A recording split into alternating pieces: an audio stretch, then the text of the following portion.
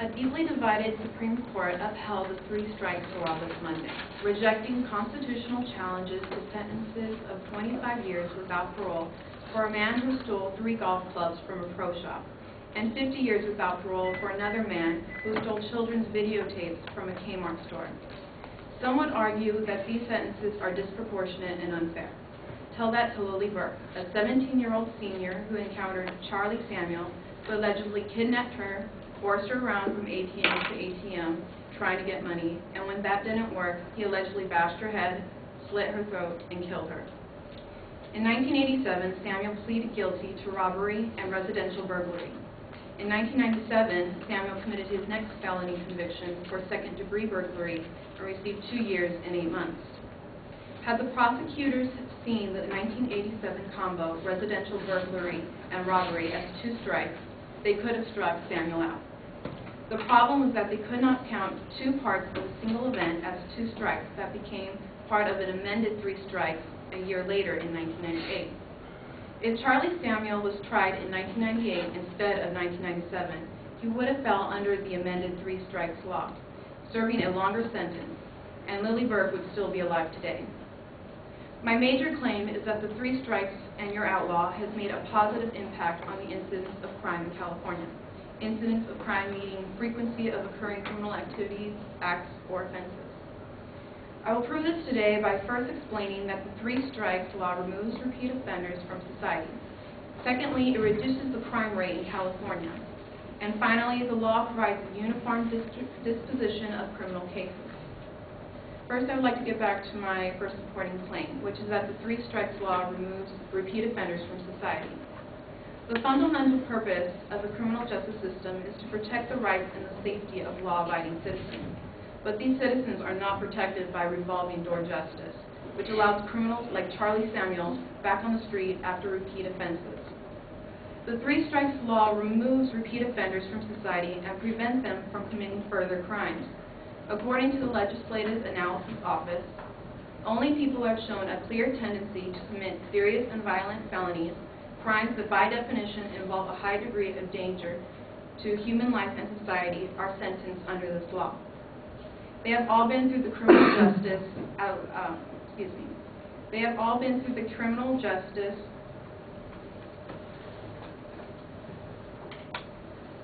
at least once for extremely aggravated felony conduct.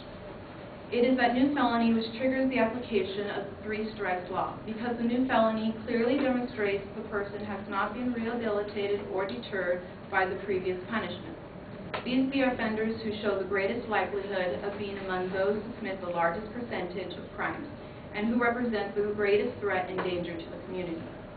Now I would like to explain my second supporting claim, that the 3 strikes law reduces the crime rate in California.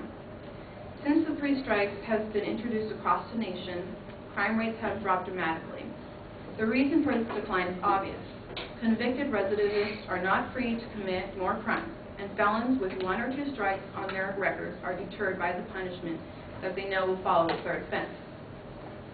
According to the 1993 FBI Crime Index, before the 3 strikes passed, California had the 4th highest crime rates in the United States. Within 5 years, California dropped to the ranking of 29th. In fact, California crime rates rolled back to the same rate as the late 1960s, and residential burglary is currently at the same rate as it was in 1953. According to the 3 strikes and you're out 15-year report, over 3 million fewer serious or violent crimes have been committed in the last 15 years of the 3 strikes compared to the last 15 years prior to the 3 strikes. According to the U.S. Department of Justice report on the cost of crime, California's overall population increased by 14 million people. It saw 3 million fewer crimes. California has cut its crime nearly in half, while the state population increased by more than 50% and saved $54 billion in its reduction of over 3 million serious or violent crimes. Finally, I would like to explain my third supporting claim, which is that the 3 strikes provides uniform disposition of criminal cases. According to James R. Days, who is the presiding justice of the 5th District Court of Appeals, 3 strikes has substantially reduced sentencing in case disposition disparity by providing a uniform policy of certain offenders. Report offenders cannot abuse the system. Instead, these perpetrators will stay in prison where they are unable to commit further crimes. This means that criminals can only be charged under the 3 strikes law for the 3rd time if they have been convicted. Additionally, this law fixes a problem in the current judicial system. Many criminals will continue to commit crime after crime, but these 3 strikes laws provide a strong resistance for further crimes prior to their first 2 convictions. In conclusion, I first explained to you that the 3 strikes removes repeat offenders from society. Removing career criminals from the general population protects the safety of law-abiding citizens. And secondly, I discussed that the 3 strikes law reduces crime rate in California. This law deters the repetition of crime, and statistics show a decline in serious and violent crimes.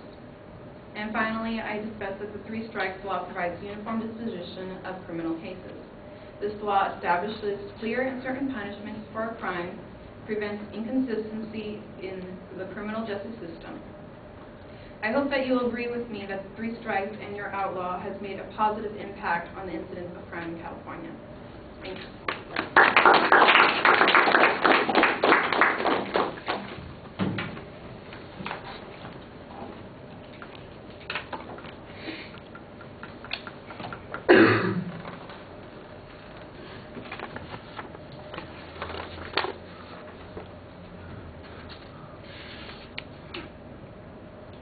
All right, well, you start with a quote about a Supreme Court decision. You do want to give us a date on that because you make a reference to the date when the court ruled on this, and I don't think it was this week. I think it's an older case that you're talking about. But you do have the current reference to the case that happened this last summer about, what's her last name, Burke?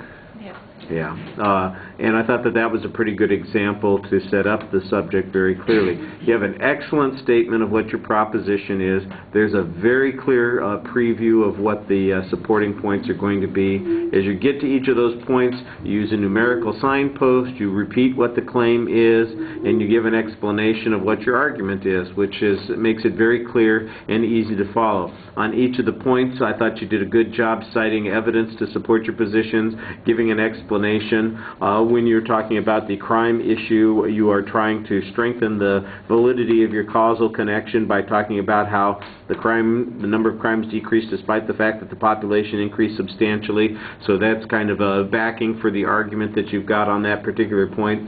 The sources that you cite, you do it pretty consistently, and they seem to be authoritative sources. The Legislative Analyst's Office, U.S. Department of Justice. You've got good information from those particular points, and I thought you did an excellent job on that. You had a very solid summary at the end of the speech. You generally look at the audience when you're talking to us, and I thought it was a very clear exit line. It sounded like you followed a lot of the directions that I was giving you the other day about these presentations, and as a consequence, your argument is so much clearer and focused, and I thought it worked really well. Thank you.